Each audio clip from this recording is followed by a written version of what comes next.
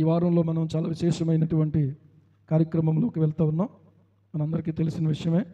ఈ వివాహం గురించి ఒక ప్రత్యేకమైనటువంటి ప్రకటన మీకు చదివి నేనే వినిపించాలనుకుంటున్నాను. ఎంతమంది వినడానికి సిద్ధంగా ఉన్నారు? ఇది హల్లెలూయా అనమన్నాను నేను. అలవాటు అయిపోయింది కదా. ఓకే. వివాహ ప్రకటన మనకు కార్డులో నుంచి చదవటం జరిగింది. నేనంత అద్భుతంగా చదవలేను, కానీ ఉన్నట్టుగా చదవడానికి ప్రయత్నం చేస్తాను. ఓకే. కాకినాడ జిల్లా కొత్తపల్లి మండలం అమరవల్లి గ్రామ కాపురస్తులు కోనపల్లి సూరిబాబు డానియల్ రెడ్డి గారు యొక్క జ్యేష్ఠ కుమారుడు జీవరత్నం రెడ్డి, కోనసీమ జిల్లా మండపేట మండలం ద్వారపూడి గ్రామ కాపురస్తులు. ఇక మా పేర్లు మేము చదివితే బాగోదు.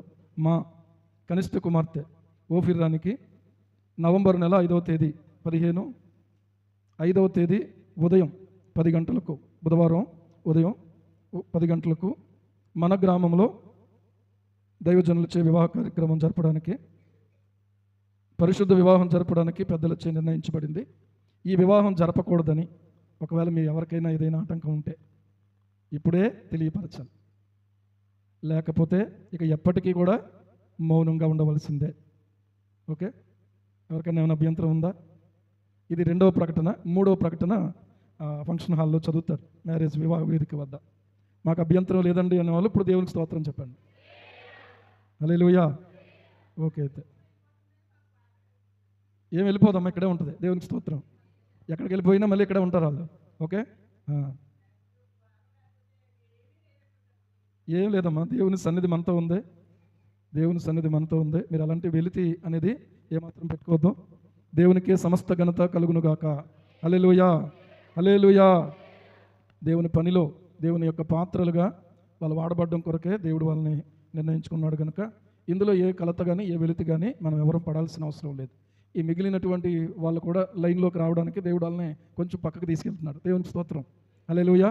కనుక మీరు నడుము కట్టుకోండి. మిగిలినటువంటి పిల్లలు మీకు ఒక అవకాశం ఇవ్వబడతా ఉంది. మీరేమనుకుంటున్నారంటే ఇంకా వాళ్ళే చూసుకుంటారు, వాళ్ళే చేసుకుంటారు అనేటువంటి ఆలోచనల్లో ఉంటూ ఉన్నారు.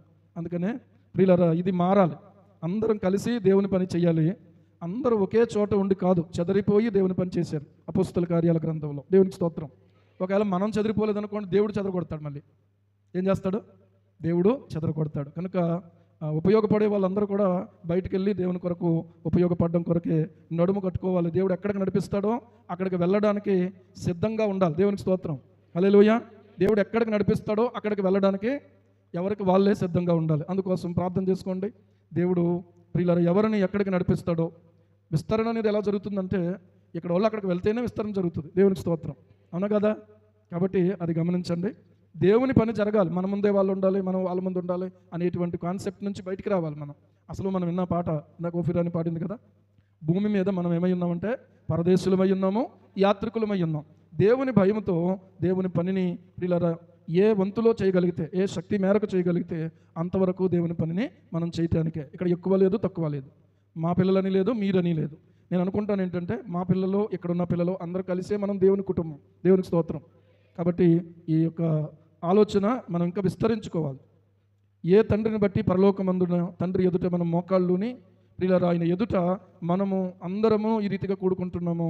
మనందరము ఎవరము అనంటే దేవుని పిల్లలమే. హల్లెలూయా. వాళ్ళు ఒకవేళ మారు మనసు పొందుండలేదు అనుకోండి, వాళ్ళు దేవుని పిల్లలు అవరు. మా పిల్లలైనా కూడా మాకు పిల్లలు అవుతారు, కానీ దేవుని పిల్లలు అవరు. వాళ్ళు దేవుని పిల్లలు అవ్వడం గురించి కొన్ని సంవత్సరాలు ఏడ్చాను.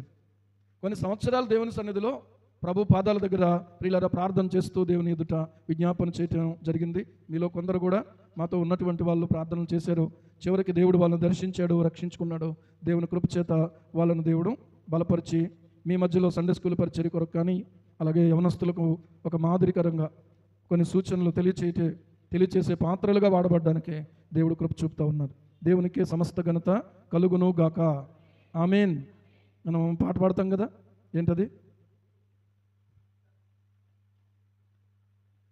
మందలో చేరని గొర్రెలెన్నో కోట్ల కొలదిగా కలవు ఇలా. ఏమండి, వాళ్ళను సంపాదించాలంటే మనము ఇక్కడుండి కాదు, బయటికి వెళ్ళి వాళ్ళని సంపాదించి ఇక్కడికి తీసుకురావాలి. దేవునికి స్తోత్రం. ఇదే మనకున్నటువంటి భారం.